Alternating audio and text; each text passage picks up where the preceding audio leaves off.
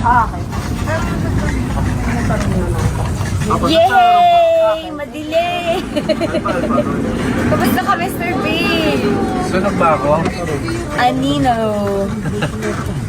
And we're done sa J Castle! Truth. And now, It's dinner time for dinner! show Jet. Hi, Jet. Hello. Tapos kahoy lang.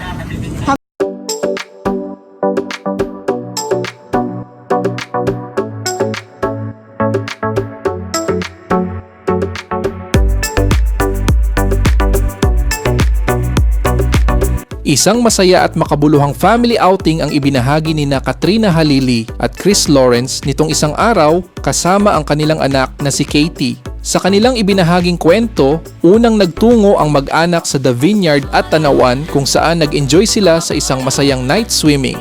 Kitang-kita sa mga larawan ang saya at tawanan ng bawat isa. Isang simpleng bonding na punong-puno ng pagmamahal.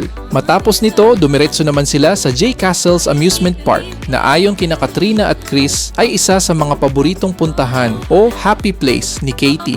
Lalo itong ikinatuwa ng kanilang anak na halatang nag-enjoy sa bawat sandali ng kanilang pamamasyal. Sa kabila ng kanilang paghihiwalay, kapansin-pansin ang maayos at magaan nilang samahan bilang magulang. Patuloy nilang pinagtutulungan ang pag-aaruga at pagbibigay saya sa kanilang anak, lalo na sa mga simpleng bagay na nagbibigay ng ngiti kay Katie. Dahil dito, marami sa kanilang mga fans ang hindi maiwasang umasa na balang araw ay muling magtagpo ang landas ni na Chris at Katrina. Ngunit higit sa lahat, malinaw na nananatiling prioridad ng dalawa ang kapakanan at kaligayahan ng kanilang anak, isang patunay ng tunay na pagmamahal bilang magulang.